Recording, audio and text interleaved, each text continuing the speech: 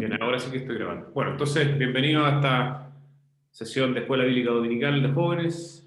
El tema que nos convoca hoy día es confesionalidad. Vamos a estar hablando en lo que queda del año sobre la confesionalidad en general. Vamos a partir hoy día con una descripción general sobre lo que es la confesionalidad, por qué es importante la confesionalidad, qué significa, etcétera.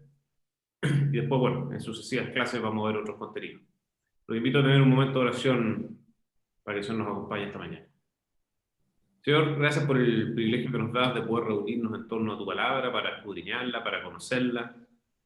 Sabemos, Señor, que tú nos mandas a que podamos defender, que podamos explicar, que podamos exhortar, que podamos ir y predicar tu palabra, no la nuestra. Y para eso necesitamos conocerla.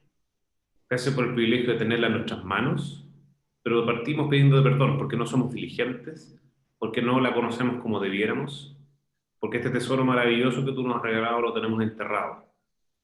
Y queremos, Señor, ponerte a ti como testigo, Señor, para comprometernos a desenterrar este hermoso tesoro, para poder aprovecharlo, para gloria tuya, para crecimiento espiritual. Permite, Señor, que esta sea una clase que primero dé testimonio de tu palabra, que sea rica y agradable para ti, y que pueda ser de crecimiento espiritual para todos los que estamos aquí convocados. Permite, Señor, que esta palabra penetre el corazón de cada uno de nosotros, nos haga pensar, meditar sobre tus verdades, sobre tu mensaje, y nos pueda llevar, Señor, a un lugar distinto, a un lugar de santidad, a un lugar de consagración, a un lugar de dedicación de nuestras vidas, de nuestros pensamientos, de nuestros haceres, a ti. Gracias, Señor, por cada hermano que está aquí presente. Bendícelo a él, bendice su corazón, bendice su desafío espiritual de crecer. También a su familia, Señor, que cada uno de los que estamos acá podamos ser luz para que otros, Señor, puedan conocerte. Y te pido por aquellos, Señor, que no pudieron llegar hoy por alguna razón, que tú los motives, los empujes, Señor, a buscarte. Gracias por todo en el nombre de Jesús. Amén. Bien. Voy a compartir la pantalla. Y bueno, la idea es tener una clase, tenemos hasta las 11, en que podamos ir planteando algunos temas y discutiendo, abriendo la conversación. Yo no soy teólogo ni mucho menos, simplemente soy un presbítero que trato de estudiar un poco la palabra, la teología, mi formación es de ingeniero, trabajo en el mundo universitario, soy empresario también, y por lo tanto yo simplemente he preparado aquí una provocación para que podamos conversar, discutir y ver qué es lo que nos quiere decir la palabra respecto a este tema. Es un tema a veces poco tratado en la iglesia, poco educado. ¿Qué es esto de la confesionalidad? Vamos a tratar de pasar por 4 temas rápidamente porque tenemos menos de una hora. Pero vamos a tratar de definir qué es esto de la confesionalidad. Vamos a tratar de discutir por qué. ¿Por qué necesitamos ser confesionales? Porque nosotros somos presbiterianos, somos reformados, somos confesionales. Vamos a ver qué implicancias tiene eso para efectos de la iglesia. Y quiero también, por supuesto, cerrar tratando de decir, bueno, pero eso qué implicancias tiene para la vida, para que esto no sea un ejercicio intelectual, no sea simplemente un marco teórico conceptual, sino que nos preguntemos a partir de mañana, ¿qué significa que yo adscriba una determinada confesión? ¿Cómo me cambia la vida del lunes a domingo? Los invito a tener una conversación abierta, que me interrumpan, a que hagan preguntas, comentarios, me contradigan, bienvenido, todo sea para la gloria del Señor. Y aquí todos aprendemos, el que más aprende siempre es el profesor. Partamos por leer un par de versículos. Vamos a leer en Romanos 10, versículos 9 y 10. Dice que si confesares con tu boca que Jesús es el Señor y creyeres con tu corazón que Dios le levantó de los muertos, serás salvo. Porque en el corazón se cree para justicia, pero en la boca se confiesa para salvación. Este es Pablo hablándole a la iglesia. Es una carta de Pablo a la iglesia de Cristo. Es una carta en que habla de confesar. Pero no se limita simplemente a decir confesar, sino que Pablo, lo interesante desde el punto de vista de la clase de hoy, es que nos invita a confesar algo en particular, no cualquier cosa. No les dice a los hermanos de la iglesia, hermanos, confiesen lo que ustedes creen, confiesen lo que ustedes sienten, vayan y cuenten las cosas que están en su corazón. No. Pablo dice, confiesa con tu boca estas cosas. Estas son las cosas del Señor. Y por alguna razón Dios, o sea, Dios a través de Pablo en este caso, precisó exactamente aquellas cosas que Dios señala como aquellas cosas que se espera que confesemos en nuestra boca. Por ejemplo, en este caso, que Dios se levantó de los muertos, parece como una cuestión esencial. Es decir, la resucitación de Jesucristo parece ser una cuestión fundamental en nuestra confesión. Veamos otro versículo. Dice en Mateo 10:32, dice: a cualquiera que me confiese delante de los hombres, yo también le confesaré delante de mi Padre que está en los cielos. Bueno, aquí he seleccionado dos versículos que usan la palabra confesión. La palabra confesión es una palabra amplia, vamos a tratar de entenderla y definirla. Pero lo que quiero señalar como primer elemento de esta conversación, de esta clase, es que la confesión es un concepto bíblico, es un mandato de Cristo, de que nosotros confesemos, y vamos a ir viendo en la palabra de que la confesión no es cualquier cosa. Y ese es el punto inicial para la conversación de hoy. Entonces la pregunta que surge para un cristiano natural es, ok, entiendo que debo confesar. Confesar significa, por lo tanto, expresar verbalmente a otros mis convicciones. Bueno, ¿y cuáles son esas convicciones que debo confesar? Entonces, algunas preguntas que quiero lanzar para que ustedes reflexionen y que la reflexión no termine hoy día, sino que la reflexión se proyecte más allá de la clase de hoy, y son cosas que las cuales los cristianos debemos estar meditando. Cuando nos decimos cristianos, hoy día si uno hiciera una encuesta en Chile y le preguntara a la gente, ¿usted se considera cristiano? Yo creo que a pesar de los tiempos de crisis de la fe que vivimos hoy día en Chile y en el mundo, y las encuestas muestran como cada vez más hay más ateos y menos creyentes, aún así, yo creo que una parte importante, mayoritaria, de los chilenos se autoclasificarían como cristianos. Entonces la siguiente pregunta es, bueno, ¿y qué significa eso? ¿Significa lo mismo para mí que para otros? Entonces, si uno estudia un poco la historia de la Iglesia, uno se da cuenta que cristianismo significa muchas cosas distintas y muchas cosas que a veces son contradictorias. Romanismo, calvinismo, arminianismo, los unitarios, los pelagianos, los arrianos, nestorianos, liberales y pentecostales. ¿Somos lo mismo? ¿Confesamos lo mismo? ¿En esencia somos lo mismo? ¿Cuáles son las diferencias? Es importante que uno sepa dónde está parado, qué cree y cómo se ubica eso en el mapa del desarrollo de la doctrina y la teología de la Iglesia cristiana. Y eso es lo que vamos a estar haciendo en estas clases de aquí a fin de año, tratando de armar este mapa para que ustedes se ubiquen mejor.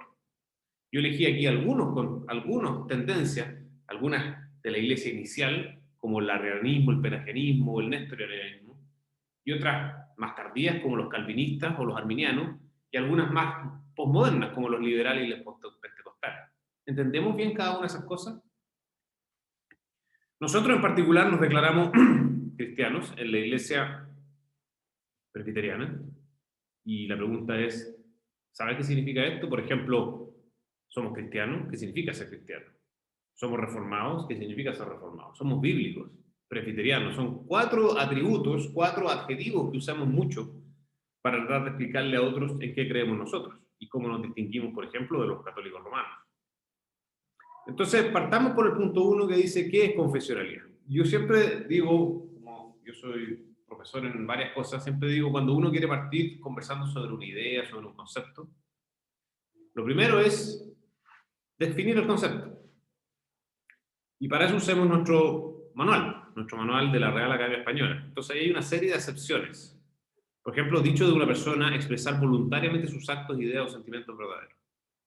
O la segunda acepción dice, dicho de una persona, reconocer y declarar obligada por la fuerza de la razón o por motivo lo que sin ello no reconocía ni declararía.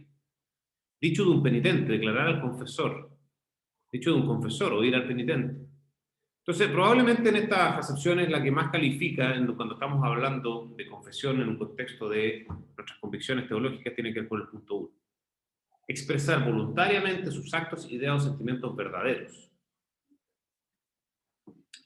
Este diccionario en inglés dice que, lo voy a traducir para los que no hablan inglés, dice que confesionalismo es la creencia de que una religión, especialmente la cristiana, debería tener un conjunto de doctrinas esenciales a las cuales los miembros deben adherir. Entonces, esta es una definición que se empieza a acercar un poquitito más a lo que entendemos como confesionalidad en un contexto de una iglesia.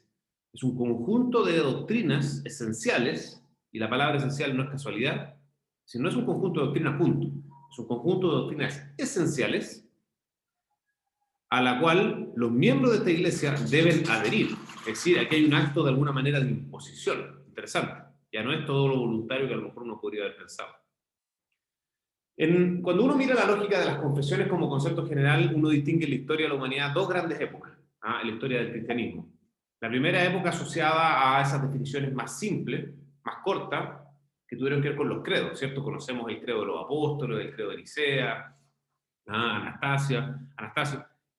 Son desde los primeros siglos de la cristiandad, son declaraciones breves, cortas, en general son bastante transversales en el mundo cristiano.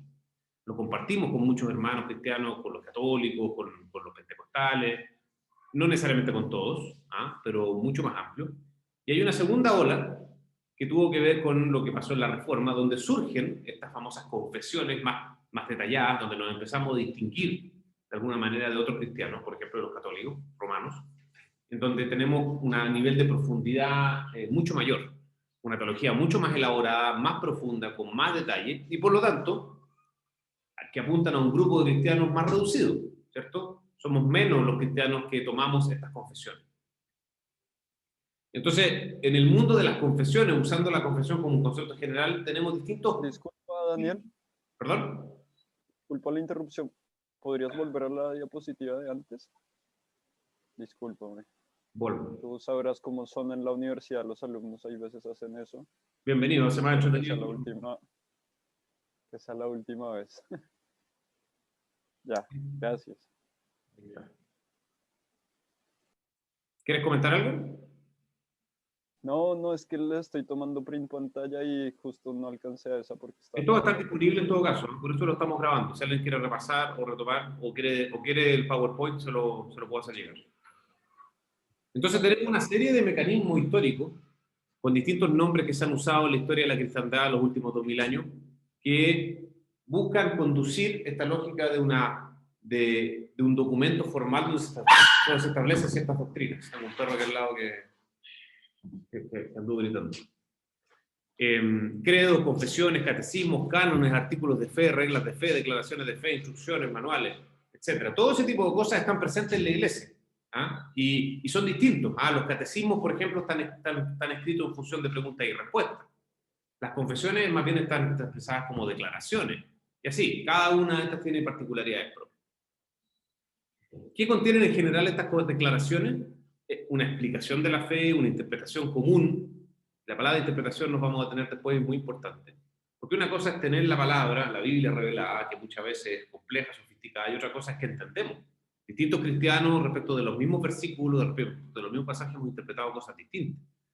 Un gran ejemplo histórico. Cuando leemos que Jesucristo le habla a Pedro, y le dice: Pedro, sobre esta roca edificaré mi iglesia, ¿cierto? Los católicos los católicos romanos entienden que lo que está diciendo Jesucristo es que Pedro tiene una condición especial en el desarrollo histórico de la iglesia. Y lo que nosotros entendemos de ese pasaje es que la declaración que Pedro hizo antes que eso, que es su declaración de fe, es la verdadera roca sobre la cual se edifica la iglesia. Entonces, los pasajes son los mismos, la Biblia es prácticamente la misma, hay algunas diferencias, pero esencialmente, por lo menos en este pasaje, la Biblia es la misma. Pero dos cristianos distintos interpretamos las cosas de una manera distinta. También es una síntesis de las creencias. Uno dice, bueno, la Biblia no es sistemática, ¿cierto? La Biblia, uno podría decir, entre comillas, es desordenada. Uno dice, oye, quiero saber qué es lo que dice la Biblia sobre, no tengo idea, sobre el matrimonio. Yo no voy a buscar a la Biblia el capítulo, en el capítulo 4, 8, en la hoja 5 está toda la sección de matrimonio, ¿cierto? No, la Biblia no es sistemática. Entonces, hemos hecho esfuerzos en la historia de la humanidad, la historia de la cristiandad, para sistematizar, y por lo tanto es una manera de sintetizar, de ordenar las creencias, y por supuesto es un listado de doctrinas. Son el tipo de cosas que uno encuentra en una confesión. Entonces, la pregunta fundamental, basal, y que por la cual muchas veces las iglesias confesionales son criticadas, y es una crítica que hay que tenerla a la vista, porque no es una crítica despreciable. No, yo no soy confesional, yo no soy una iglesia confesional, no soy un cristiano confesional, porque para mí la Biblia es la única regla de fe y conducta. La respuesta de nosotros como confesionales es sí, para mí la Biblia es la única regla de fe y conducta. Así que de ninguna manera estas confesiones pretenden reemplazar, subordinar o terminar a la Biblia. Las confesiones tienen una autoridad derivada de la Biblia, que es la fuente de la verdad. Y por lo tanto siempre debemos tener a la Biblia como referencia de base. Y si existe una contradicción, si nosotros llegamos a la legítima convicción de que hay una contradicción, entonces lo que prevalece es la Biblia y no lo que dijo el teólogo Juan Pérez.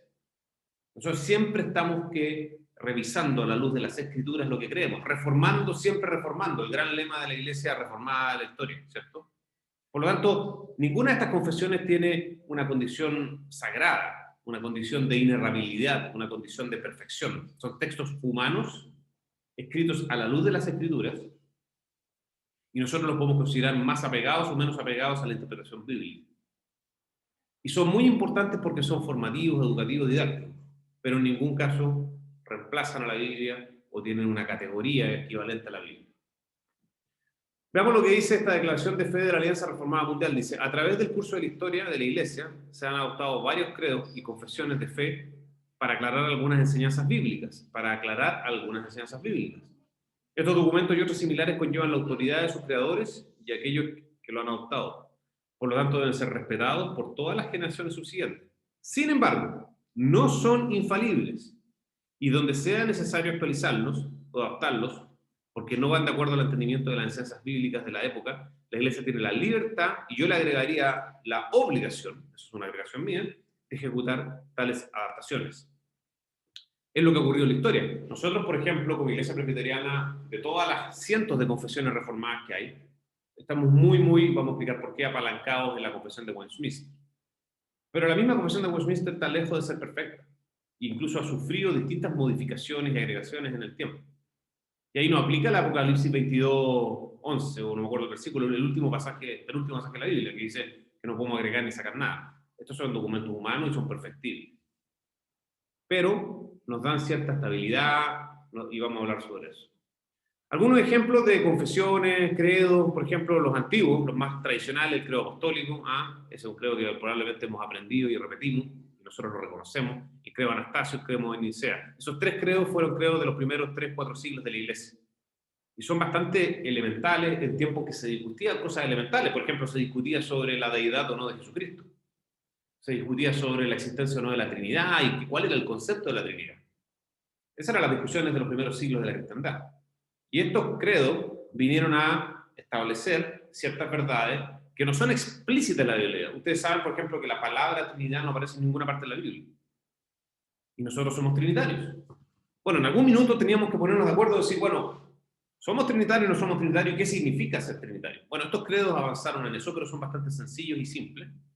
Y después hay algunos ejemplos de confesiones o documentos reformados como los que puse ahí. Cánones de Dort, Confesión Belga, Catecismo de Heidelberg, todos documentos extraordinarios y mucho más profundos y sistemáticos y en discusiones teológicas distintas. En un tiempo, son 11, 12 siglos después de los primeros, en que ya la discusión no era tanto de cuestiones elementales, sino cuestiones más profundas, como por ejemplo la predestinación, la soberanía absoluta del Señor, y cosas de ese estilo.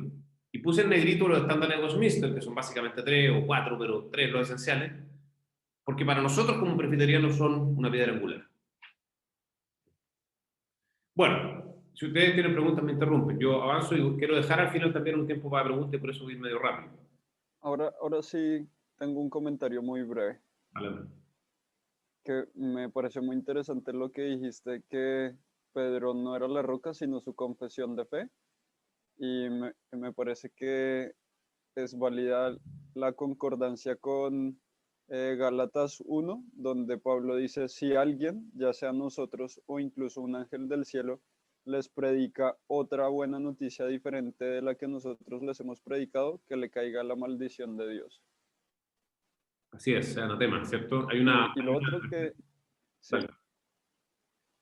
Dale. lo otro era que la deidad de Jesús, a diferencia de la Trinidad, sí se puede ver explícitamente en las escrituras, ¿no? Entonces igual me parece interesante que estuvieran discutiendo acerca de eso, aunque hay herejías hasta la fecha que niegan la deidad de Jesús, pero no porque en las escrituras no salga. Yo creo que eso es como simplemente el gran pecado del hombre que quiere negar al Señor Jesús en su deidad.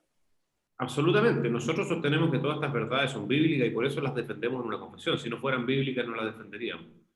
Y toda confesión está llamada a estar explicada y sostenida en la Biblia. Y nosotros creemos profundamente eso. Y Westminster es el mejor ejercicio desde mi punto de vista porque Westminster es la única confesión que hace una conexión explícita con la Biblia, en todas sus declaraciones. Y por lo tanto yo estoy completamente de acuerdo contigo. Yo pienso, y tú piensas, y probablemente los que estamos aquí pensamos que lo que acabas de decir es la verdad revelada. Pero hay que aceptar que hay otros cristianos que piensan distinto. Por ejemplo, la deidad de Jesucristo fue profundamente discutida en los primeros 3 siglos de la Iglesia. Profundamente, porque yo comparto contigo que es explícito de la revelación, si no yo no lo creería. Pero también acepto que en ninguna parte está el capítulo dice la Trinidad, 2 puntos. Dícese de la Trinidad no existe, no es la manera en como la Biblia revela las cosas, ¿cierto? Entonces nosotros tenemos que leer la Biblia, entenderla, interpretarla, contrastarla, no sacar una teología a partir de un versículo, sino que ver su contexto. Y todo eso es un ejercicio sistemático que incluso va más allá de la capacidad de una persona en particular. Y por eso que en el tiempo vamos evolucionando y vamos descubriendo aspectos de la teología que no teníamos claro hace 100 años, 200, 1000, 2000 años. Y por eso la importancia de las confesiones. Y por eso que las discusiones del siglo XVI no eran las mismas discusiones del siglo XIII. Porque esto también hay una evolución en la profundidad de las cosas que vamos comprendiendo. La revelación es progresiva en ese sentido. A mí me gusta, ¿Sí? Daniel, Dale. pero a mí me gusta también de que el ejercicio este de las confesiones también tiene un límite. Y en ese sentido, por ejemplo, lo que dices también, lo de la deidad, claro, pero el límite llegó hasta dejar claro y definir ya, Jesús es 100% hombre, 100% Dios, pero el detalle de cómo eso funciona, realmente nunca lo vamos a poder entender, nunca vamos a poder entender en qué momento Dios usaba toda su deidad y a la vez usaba toda su humanidad, sentía dolor como humano, pero podía no sentirlo si quería ponerse en el plano de Dios. Entonces me gusta de que la confesión en su rol asistencial intenta llegar hasta un cierto límite y se queda en ese límite y no se vuelve loco como lo que le pasaba a los griegos, que al final los griegos, como no lograban entender las cosas, cuando Pablo les dijo y les empezó a hablar de la resurrección, para ellos ya eso ya era locura porque ya no era lógico, no era racional. Entonces todo lo que no fuera racional ya era como que escapaba de sus límites, no lo toleraban, y la confesionalidad al menos me gusta de que se queda con el límite correcto, o sea, llega hasta cierto punto y entiende que hay cosas que nunca vamos a entender, ¿no? Valga la redundancia. Súper buen punto, Nicolás, eso hay que tenerlo siempre presente. Siempre tenemos una tentación los humanos de tratar de ir más allá de lo que nos corresponde, y yo siempre les recuerdo un versículo, se lo regalo, de Deuteronomio, además es fácil de aprender, Deuteronomio 29. Dice, las cosas secretas son del Señor. Claro. Pero no termina ahí el versículo. Dice, más las reveladas son para vosotros para que las cumpláis. Entonces, son ciertas las dos cosas. Primero, es cierto que no tenemos que ir a lugares donde no estamos invitados a ir. Y hay cosas que no vamos a entender en esta vida. Hoy día veréis por espejo, mañana veréis cara a cara, es la palabra, ¿cierto? Así que hay cosas que definitivamente, y eso es aceptar con humildad nuestras limitaciones, y que el Señor es soberano y el Señor decide qué cosas quiere revelarlo y aquellas que no quiere revelar. Pero el versículo también dice que las que fueron reveladas, tenemos la responsabilidad de entenderlas. Y ese límite, que es un límite fino, hay que manejarlo con mucha sabiduría, para no decir, no, de esto no estudio, total no importa. No, si el Señor te lo reveló, estúdialo. Pero para tampoco caer en el vicio de decir, entonces voy a ir hasta el fondo del asunto porque tengo que comprender todo. No, tampoco. Así que muy buen punto, Nicolás. Gracias por el comentario. Apocalipsis dice, al final, si alguno quitare de las palabras del libro de esta profecía, Dios quitará su parte del libro de la vida y de la santa ciudad y de las cosas que están escritas en este libro. Bueno, un versículo que hemos usado mucho en la vida para defender el canon, para decir, necesitamos ser cuidadosos y quedarnos hasta donde la revelación es. Entonces, si la Biblia es única y suficiente regla de fe y práctica, como lo decimos nosotros de memoria, y es una frase típicamente reformada protestante, en contrapunto respecto de lo que hace el catolicismo, que acepta más allá de la Biblia, acepta al magisterio y a la tradición como fuente de sabiduría. Nosotros decimos no, ni el magisterio ni la tradición, solo la Biblia. Bueno, entonces, si es solo la Biblia, ¿para qué las confesiones? ¿No será una contradicción protestante? En Juan 5:39 dice, escudriñad las Escrituras, porque a vosotros os parece que en ellas tenéis la vida eterna y en ellas son las que dan testimonio. Escudriñad las Escrituras. Es decir, esto no basta simplemente con estar leyendo la palabra de manera liviana, un salmo, así como haciendo un ejercicio medio de meditación día a día, para simplemente estar como conectado. No, no, no, no. El Señor nos manda a entender su revolución, su revelación. Y la comprensión implica la discusión, la conversación, la argumentación, ¿ah? Conectar, ¿ah? Sistematizar. Y eso es lo que hemos tratado de hacer en 2000 años. Daniel, ¿Sí, Nicolás? yo creo en base a esa pregunta, que es súper buena, yo creo de que la solución la diste mucho tiempo, mucho atrás, en la definición de los mismas confesionalidades, porque al final, el otro día, por ejemplo, estábamos discutiendo sobre el libre albedrío, el tema súper obvio y clásico, pero claro, si yo tomo la definición del mundo del libre albedrío, si yo voy a buscar en la RAE lo que dice el libre albedrío, habla solamente de la capacidad de tomar decisiones. Entonces, desde el punto de vista de tomar decisiones, claro, todos tenemos libre albedrío. Pero si yo defino el libre albedrío de acuerdo a lo que entendemos en la teología, de acuerdo a lo que entendemos en nuestro contexto, habla de la capacidad de acercarse a Dios, de la capacidad de tomar decisiones en contra de nuestra naturaleza, y obviamente no tenemos. Entonces, yo creo que esa pregunta que dijiste recién, bueno, ¿para qué los credos? O sea, está perfectamente definido cuando hiciste ese tremendo buen ejercicio de definir confesionalidad en su rol asistencial al estudio de la Biblia, que es para asistirnos, para ayudarnos a entenderla mejor. Ese es un súper buen ejemplo del libre albedrío. De hecho, lo estuvimos discutiendo en mi grupo de crecimiento la semana antepasada, o pasada. Y claro, por ejemplo, Calvino dice libre albedrío sí y no. ¿Cómo sí y no? Bueno, depende cómo entiendas libre albedrío, es como tú dijiste tú, Nicolás. Exacto, la definición. Entonces, por eso importa, y eso otra vez no está en la Biblia, no vamos a encontrar el capítulo de la Biblia que dice libre albedrío, 2 puntos, dícese de no. Entonces tenemos que... O eso de libre albedrío y libre agencia, eso es un concepto de nosotros, de las confesionalidades, pero no de la Biblia. Bueno, como el concepto de Trinidad, la palabra Trinidad no es bíblico. Claro. Pero nosotros usamos conceptos como el libre albedrío, como la Trinidad, para poder tratar de explicar y ponernos de acuerdo en estas cosas. Este es un cuadro prestado de mi padre, que creo que es súper bueno, porque explica desde el punto de vista más humano por qué la necesidad de confesiones. Lo voy a ir desplegando. Bueno, primero está Dios, ¿cierto? Que es absoluto, es inmanente, es permanente, no muta, etcétera, etcétera, etcétera. Ustedes conocen los atributos de Dios.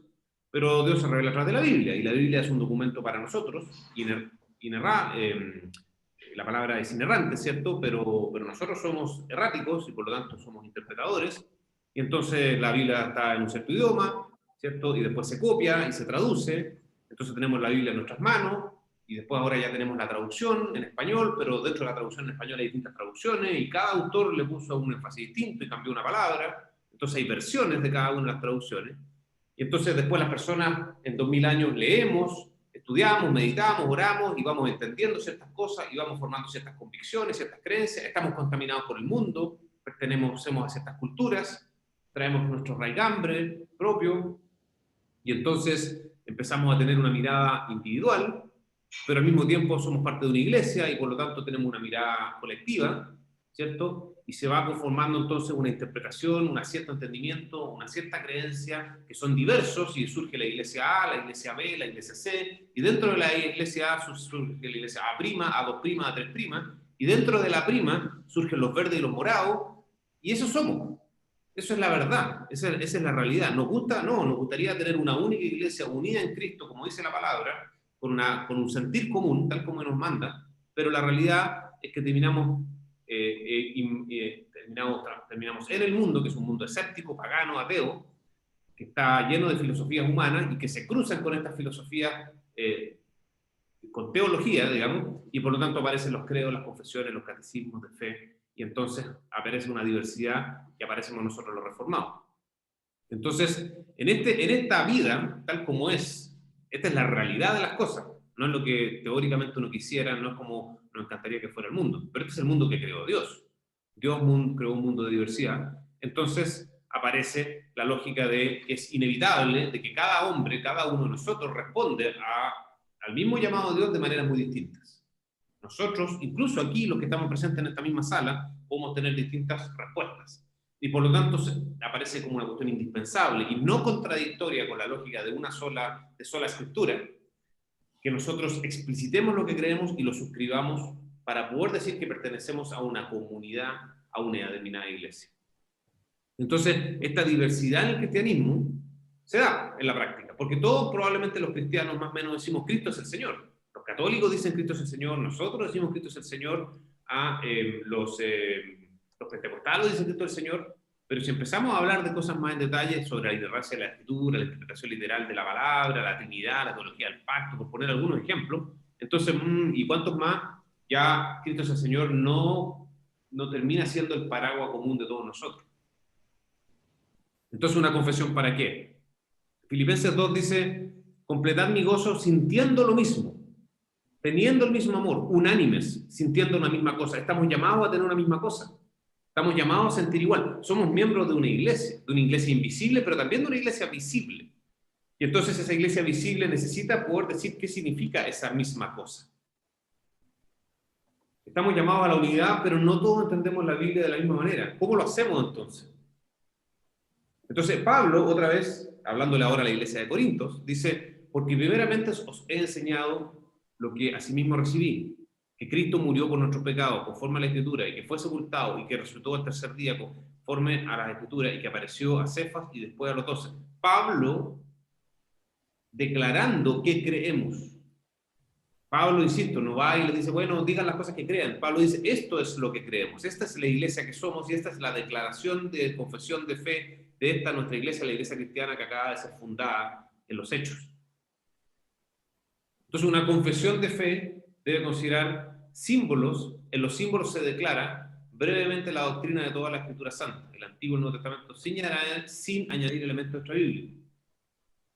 Son rechazados los errores y las parcialidades sectarias, lo que es muy importante porque en la iglesia el error no debe tener cabida. Se fija una regla para la unidad de la fe, con todos los que en la doctrina y en la manera de vivir desean seguir con la sencillez la palabra de Dios. Voy a avanzar porque quiero dejar tiempo para conversar, aunque sean 5 o 10 minutos. Entonces, ¿por qué una confesión desde la perspectiva ahora del siglo XVI, de la Reforma, de Lutero, de Calvino, de Zwingli, de Knox? Primero porque necesitamos declarar, dar testimonio a otros acerca de una fe personal o colectiva. ¿Cómo vamos a declarar si no tenemos claro qué creemos? Necesitamos decir, esto es lo que yo creo, y nuestras páginas web, nuestras iglesias, nuestro discurso debiera estar muy claramente marcado por una declaración concreta de aquello que creemos. Ir y dar testimonio no es simplemente una cosa mística, generalista. Es decir, en esto creo yo. Jesucristo es Salvador por esta y por esta y por esta razón, y tú lo necesitas como tu Salvador por esta y por esta razón. Y es distinto predicar el Evangelio pensando que Jesucristo es el único camino a que Jesucristo es un camino. Es distinto predicar el Evangelio diciendo yo necesito un Salvador y no hay cómo salvarme y yo no intervengo en la salvación es por gracia, a predicar un Evangelio que dice, como el romano, sí, es importante la fe, pero también es importante lo que tú haces. Si tú no lo haces, no te vas a salvar. En segundo lugar, porque hay que defender lo que creemos. Primero hay que declararlo. Segundo, hay que ser capaz de defenderlo, lo dice la palabra. Tenemos que mostrar a las autoridades y a otros grupos religiosos que lo que nosotros decimos, predicamos, hablamos, creemos, responde a la palabra. Es didáctico. Es una manera de enseñar. Se ha usado mucho en las confesiones y también existen los catecismos para los niños, por ejemplo. Porque es una manera práctica de enseñar. Todos los domingos nosotros, un par de años en nuestra iglesia, estamos leyendo una pregunta del catecismo de Westminster, porque creemos que es una manera de ir enseñando. Y finalmente, porque es parte de la liturgia, porque finalmente nosotros hacemos culto de adoración. ¿Y cómo vamos a hacer culto de adoración si no podemos proclamar con claridad las verdades de Jesucristo más allá de las cuestiones simples y evidentes, ¿cierto? Así que, razones. Bueno, ¿qué significa ser una iglesia confesional? Nosotros acabamos de adscribirnos a la Iglesia Presbiteriana América, somos miembros de esa denominación hoy día. De hecho, hoy día, terminando esta clase, me voy a la iglesia porque vamos a ser formalmente recibidos los líderes de la iglesia. Y nuestra constitución de la IPA, que los invito a conocerlo, también lo dice la IPCH, que es de donde venimos, dice que la confesión de fe de Westminster es parte de nuestra definición. Dice, la Constitución de la Iglesia Presbiteriana de América, la cual está sujeta y subordinada a las escrituras del Antiguo y Nuevo Testamento, o sea, primero la Biblia, dice, la inerrante palabra de Dios está conformada por sus normas doctrinales establecidas en la confesión de fe de Westminster. Es decir, estamos diciendo, nuestro fundamento doctrinal está en la Biblia, y lo que entendemos por la Biblia está expresado en la confesión de fe de Westminster. Y eso es lo que dice nuestra Constitución. O sea, ser una iglesia confesional significa adoptar una confesión en particular, y nosotros y muchas iglesias presbiterianas en Chile y en el mundo adoptan la confesión de fe de Westminster, que va a ser estudiada en otra clase más adelante, más en detalle, que es muy interesante la historia de esta confesión, como la central, la fundamental. El credo cristiano contiene doctrinas esenciales que hacen suyas voluntarias, explícita, formal y públicamente integrantes miembros de denominaciones respecto de cómo ellos interpretan, entienden, creen y confiesan en relación a estas materias doctrinas, las divinas, eternas, inmutables, sagradas escrituras de nuestro Señor, que Él mismo ha hecho llegar a nosotros como nuestra Biblia. Es decir, doctrinas esenciales, lo decíamos al principio. Entonces, en una iglesia confesional, primero, aceptamos que la revelación evoluciona en el tiempo. No la Biblia es una sola y fue entregada. ¿Qué es lo que evoluciona? Nuestra comprensión de la Biblia. En el primer siglo estábamos recién entendiendo la Trinidad, en el siglo XVI estábamos discutiendo sobre los decretos del Señor, ¿cierto? Entonces, y eso es un proceso acumulativo de meditación, de pensamiento, de discusión. Y bajo el lema de reformando, siempre reformando, nuestra iglesia va tratando de escudriñar todo el tiempo la palabra, entendiendo que siempre podemos ir entendiendo mejor la verdad del Señor con el límite que planteó Nicolás. Segundo, muy importante en la vida real, no somos una iglesia de caudillos. No, es que mi pastor me dijo, con mucho cariño voy a decir una cosa que entre comillas y que se entienda bien. No me importa lo que el pastor dice. Que se entienda bien lo que estoy diciendo. Por supuesto que es importante lo que el pastor dice. Es nuestro líder, es un hombre preparado, pero cuando digo no me importa lo que el pastor dice, es porque esta no es una iglesia pastor-céntrica. Esta es una iglesia bibliocéntrica, y apenas el pastor se desvíe de la Biblia, deja de ser nuestro pastor. Y entonces, ¿dónde podemos saber eso con claridad? Otra vez, en la confesión, la que hemos adoptado. En tercer lugar, ¿qué significa una iglesia confesional? Que los líderes y miembros, todos los que participamos, tenemos un sentir común, lo que dice la palabra. Y si estamos juntos en esta iglesia, y nos reunimos los domingos, y en estas clases, y el grupo de crecimiento, y alabamos al Señor en conjunto, sabemos que tenemos una convicción común respecto de lo que entendemos es la revelación. En una iglesia confesional se enseñan las verdades bíblicas a la luz de una determinada tradición interpretativa. Si cuando nosotros vamos a hablar de escatología, es decir, la teología de los últimos tiempos, lo vamos a hacer a la luz de lo que entendemos que está revelado respecto de los últimos tiempos. Y cuando hablemos del milenio, de la segunda venida de Jesucristo, del juicio eterno, del nuevo mundo, de la resucitación de los muertos, del juicio final, etcétera, lo vamos a hacer a la luz, por supuesto, de lo que dice la palabra, pero de lo que hemos entendido como reformados, de lo que la palabra dice, porque iglesias, no solo la católica romana, sino que otras iglesias evangélicas, entienden cosas distintas de esto. Es decir, compartimos una creencia común. Una iglesia confesional, somos cristianos con apellido. Es una característica de las iglesias reformadas. La reforma surgió porque dijeron, no, sabéis que esta cuestión no cuadra, yo entiendo cosas distintas de las que la iglesia en ese tiempo católica llamada estaba diciendo, por lo tanto nosotros vamos a declarar algo distinto. Reforzamos los conceptos de unidad y comunión y nos alejamos de la idea de vivo la vida de manera. Uno escucha mucho cristiano y dice, no, mira, yo soy cristiano, pero yo no voy a la iglesia, no me congrego en ninguna parte, porque yo tengo mi manera de entender el cristianismo. Nosotros no creemos en eso, porque nosotros creemos que la verdad es objetiva, no es subjetiva, la verdad está afuera. Yo trato de acercarme imperfectamente, pero la verdad es una sola. Y por lo tanto, la cosa no consiste en yo vivo la fe a mi manera. La cosa consiste en la verdad la establece Dios. Y juntos, nosotros tratamos de acercarnos a esa verdad y tratamos de tener una comunión en torno a esa verdad. Y también nos alejamos de corrientes ecuménicas, que están muy hoy día en boga, y que son tentadoras porque todos quisiéramos más unidad, todos quisiéramos tener más comunión entre hermanos, por supuesto. La Biblia nos llama a la unidad, pero por otro lado, también la Biblia nos llama a no aceptar falsas profecías. Y por lo tanto, este cuidado del ecumenismo, de decir, sí, yo puedo tener comunión con otros hermanos, pero yo no voy a negociar las verdades. Para mí las verdades son estas y no son negociables. Cierro, para dejar un tiempito. ¿Para qué me sirve una confesión en el día a día? Bueno, porque nosotros debemos defender lo que sabemos. Dice en 1 Pedro, si no, santificad a Dios, el Señor, en vuestros corazones, está siempre preparados para presentar defensa. ¿Cómo vamos a estar preparados para presentar defensa si no entendemos lo que creemos? Dice, presentar defensa, y me salto, dice, de la razón de la esperanza que hay en vosotros.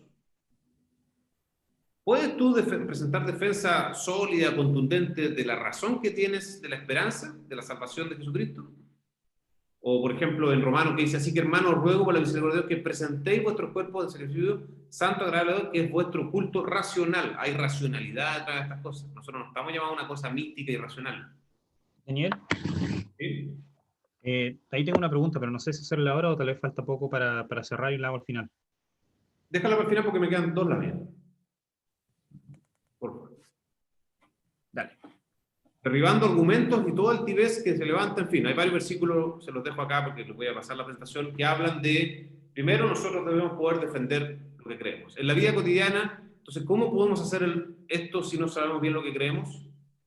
¿Y a qué nos aferramos cuando enfrentamos el desafío en la vida cotidiana? Nos pasan cosas difíciles a todos. En la vida tendréis aflicción, dice el Señor, pero confiad, yo he vencido al mundo.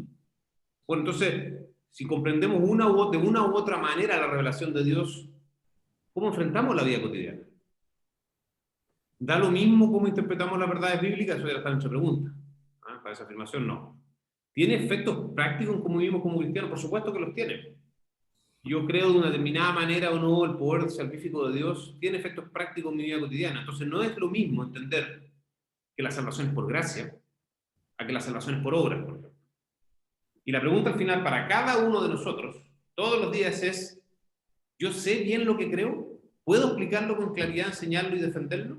Y probablemente la respuesta es que más o menos, ¿no? Un poco más, un poco menos aquí los que estamos.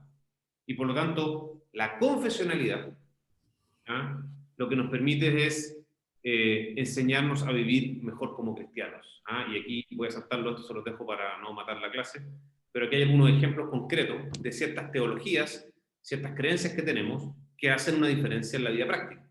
Esto no es un ejercicio intelectual, no es pura cuestión teológica en el sentido académico de la palabra, sino que como entendemos la soberanía absoluta de Dios, como entendemos la teología del pacto o no, la providencia y la predestinación, por poner 4 ejemplos, entonces nos cambia la manera de enfrentar nuestra vida. Esta frase a mí me encanta, una frase la aprendí de muy chiquitito, una frase, entiendo yo, que se le dará a Agustín, aunque con discusión, a lo mismo el autor, creo que la frase fue igual, dice, en lo esencial unidad, en lo dudoso libertad, en todo caridad. Creo que es una frase que representa bien lo que somos como iglesia reformada. Hemos buscado a través de estas confesiones cumplir con lo primero, es que lo esencial, aquello que no puede ser discutible porque es parte de lo que somos en esencia, debemos buscar la unidad, y para buscar esa unidad tenemos que explicitarla, estudiarla, acordarla, explicitarla y adherirla. Bueno, termino la clase ahí. Nos quedan 10 minutos para que podamos abrir un poco la conversación. Tengo 2 preguntas. Primera, voy a ir de la última duda que tengo a la primera. ¿Hasta qué punto, según tú, estamos llamados a hacer una apologética racional de la escritura? Y voy a dar un ejemplo muy, muy corto. Por ejemplo, respecto a la creación. Yo, al igual que muchos cristianos, entendemos que Dios creó el mundo en 6 días. Y la Biblia dice que fueron 6 días y para mí fueron 6 días. Hay institutos cristianos enteros, Instituto del Génesis y otros más que se dedican a realmente como definir científicamente y tratar de defender por qué la Tierra es joven y por qué se creó en 6 días, etc. Pero mi pregunta es, si alguien viene y me dice, oye, pero explícame cómo Dios creó el mundo en 6 días. ¿Hasta qué punto estoy llamado en la apologética? Hay otros gallos como Ravi Zacarías que son, bueno, ya murió, pero que son apologética y que eran muy, muy dados al tema científico. ¿Hasta qué punto estoy llamado a hacer una defensa racional? ¿Y hasta qué punto sencillamente puedo decir, no, mira, es lo que creo, Dios la creó en 6 días, no sé cómo, pero la creó en 6 días nomás? Entonces, ¿hasta qué punto tengo que hacer esa defensa racional? Es una súper buena pregunta, Nicolás. Y yo me he cabeceado mucho con esa pregunta y creo que tú también, y probablemente más que preguntármelo a mí, lo vamos a conversar acá, vamos a compartir experiencias. Yo no creo que haya una respuesta categórica a tu pregunta. Yo te puedo dar mi mirada. Mi mirada es que, como muchas veces en estas reflexiones, la respuesta es una cosa intermedia, no es blanca ni negra, ¿cierto? Y déjame hacer 2 puntos para decir que es intermedia. ¿Por qué sí y por qué no? Voy a partir del por qué no. Yo creo que uno de los errores que cometemos los cristianos es entrar en una conversación que es muy peligrosa. Por ejemplo, si lo llevamos al tema de la creación, que es súper buen ejemplo, es poner, por ejemplo, en ese caso en particular, para hacer el punto, es poner a la ciencia como la fuente de toda verdad. Y fíjense lo que estoy diciendo. Si yo claro, porque nosotros partimos de la Biblia hacia la ciencia, no de la ciencia hacia la Biblia. Eso está claro. La ciencia es un don del Señor y fantástico. Dice por ahí la Biblia que el que desprecia la ciencia es tonto, algo así, ¿cierto? Yo soy malo para los versículos de memoria, pero hay un versículo que habla así como de de que no es prudente despreciar la ciencia, lo dice la palabra. Así que la ciencia es muy importante. Yo soy ingeniero, tengo una formación científica y creo en la ciencia, y cuando estoy enfermo voy al doctor. No me tomo una plantita aquí afuera, voy al doctor. Así que la ciencia es fundamental. Pero la ciencia no es Dios. La ciencia no es Dios. Y por lo tanto hay que tener cuidado cuando uno entra en una conversación con la ciencia, porque si tú entras en una conversación puramente científica, entonces tienes que aceptar esas reglas del juego. Y si por lo tanto la ciencia en algún minuto te llega a demostrar que Dios no existe, tú vas a tener que decir, chuta, ya, Dios no existe entonces, porque entraste en ese juego. Entonces hay que tener cuidado con eso. Ese por el lado de mi prevención, de decir, ojo, porque por ejemplo los milagros existen. Nosotros creemos que los milagros existen. Y la ciencia no es capaz de explicar los milagros. Entonces, el hecho de que la ciencia no pueda explicar los milagros, para mí no es sinónimo de que los milagros no existen. Simplemente que la ciencia es limitada, porque está limitada por nuestra capacidad humana, ¿cierto? Ahora, ese es el no para mí. Ahora, sí creo que hay un sí. Hay un sí por el versículo que yo te di, que dice que no hay que despreciar la ciencia. Y porque yo creo que una manera de evangelizar, creo personalmente, una manera de llevar el mensaje de Dios, sobre todo en determinados grupos, porque la evangelización tiene que ser inteligente. Yo no creo en ese concepto un poco pentecostal, con mucho respeto y cariño, porque encuentro extraordinario el trabajo que hacen los pentecostales. Pero esta cosa de que una manera de predicar es funcional a todo tipo de evangelización. Yo creo que hay maneras distintas de evangelizar a personas distintas. Creo que hay personas en que la conversación racional puede ser relevante como un instrumento para evangelizar. Entonces uno no puede simplemente decir, no, mira, yo no te puedo explicar nada, no me hagáis preguntas difíciles porque yo simplemente creo y te invito a que creas. Perdiste a esa persona. La perdiste. Y yo creo que es perfectamente factible, y la Biblia lo dice, explicar racionalmente mi fe. Y podríamos discutir de eso, se nos acaba el tiempo en eso, pero yo soy de aquellos que creo que la fe se explica racionalmente también. No es la razón por la cual yo creo, ¿cierto? Yo creo porque... Sí, pero respecto a estos casos difíciles, me dejaste claro entonces al final, y estoy de acuerdo contigo, o sea, al final es definir un poco cuál es la fuente de autoridad. O sea, si nos sentamos a definir, es partiendo definiendo, mira, para mí la fuente de autoridad es la Biblia. Así es. Y si para la otra persona la fuente de autoridad, no, es que yo no creo en la Biblia, siempre va a ser una discusión de opiniones. Así es. Para mí la fuente de autoridad es la Biblia, pero yo te puedo dar buenas razones por las cuales esto te puede hacer sentido a ti. Claro. Pero partiendo de que mi fuente de autoridad es Dios y su revelación, no cabe ninguna duda. La segunda pregunta que quería hacerte era sobre cuál es el límite para esa unidad. Por ejemplo, cuando tú dices en la otra parte de que nosotros tenemos como que hay ciertas cosas que aceptamos en la unidad con otras denominaciones, por ejemplo.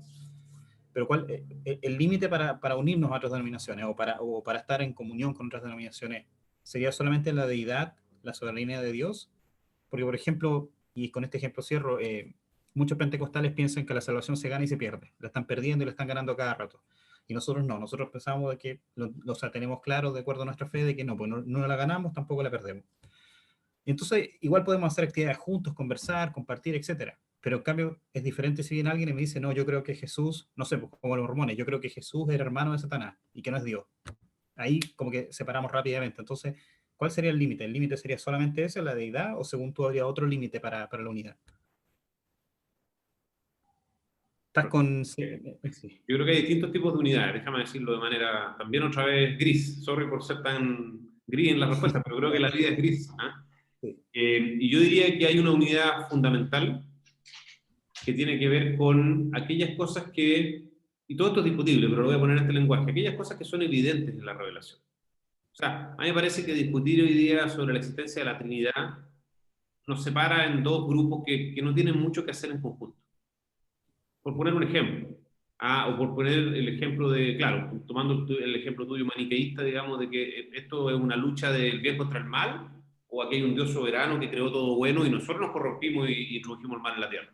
Esas son dos como visiones completamente distintas en que no hay mucho espacio para conversación. Siempre tiene que haber fraternidad, siempre tiene que haber cariño, siempre tiene que haber el ánimo de poder ir y predicar el evangelio a todos, ¿cierto? Pero conversación tipo ecuménica, teológica, yo no le veo ningún espacio.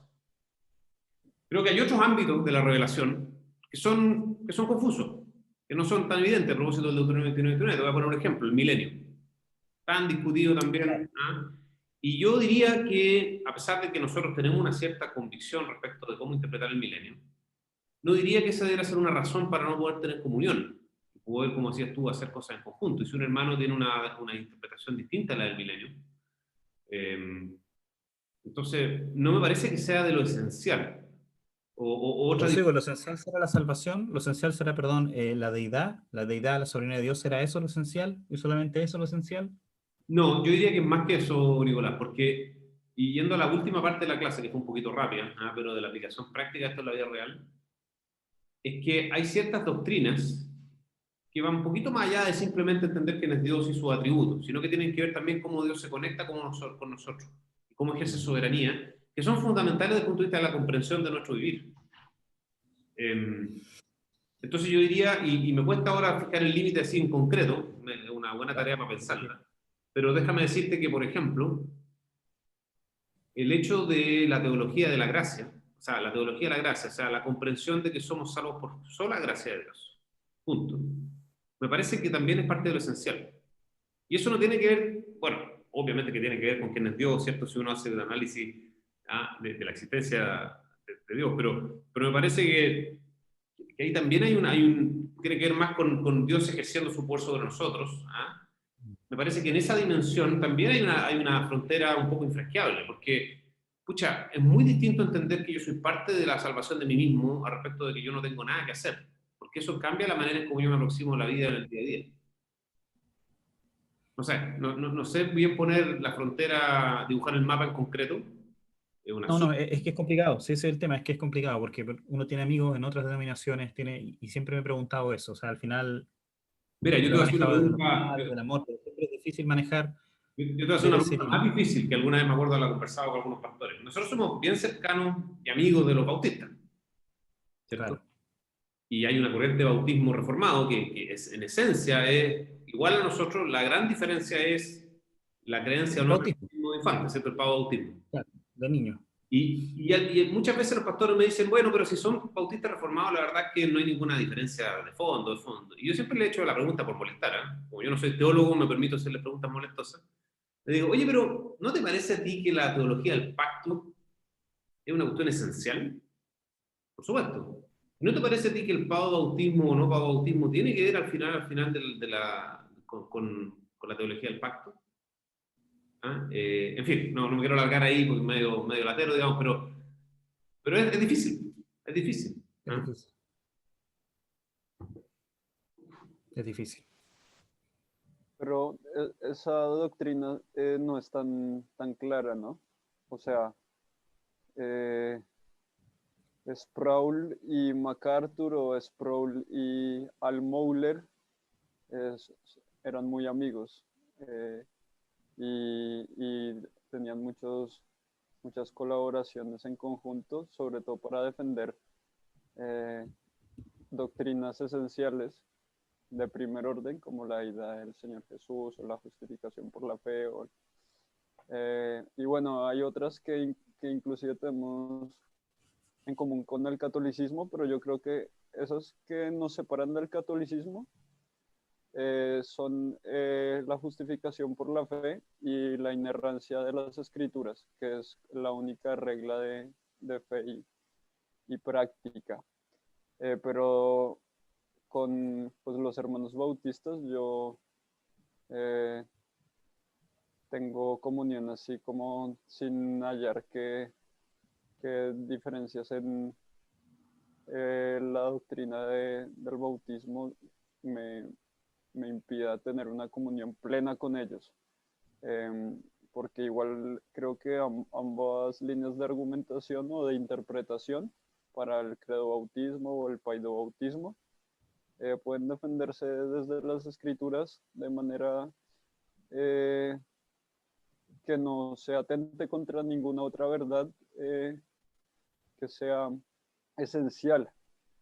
Y, y bueno, igual es un tema, como tú dices, que podemos dejar para otro día, pero sí creo que es muy buena la cita que compartiste al final de Agustín, que no la conocía, que se refiere un poco a ese establecimiento de cuando decimos, no, tú no vienes a evangelizar conmigo porque vas a enseñar un montón de cosas que vas a estar yendo en contra de mi... Sí. Mira, No sé qué pegado parece. yo comparto lo del bautismo, lo de los bautistas. Me siento muy cercano y cómodo. Pero como Nicolás hizo la pregunta teórica, que es una pregunta interesante, uno empieza a preguntarse hasta dónde. ¿Ah? Y yo les cuento abiertamente que he tenido reflexiones sobre eso en particular. Pero comparto que en la praxis, yo comparto lo que dice Andrés. Nosotros somos muy cercanos y hermanos del bautismo Yo reformado. también he tenido muchos bautistas.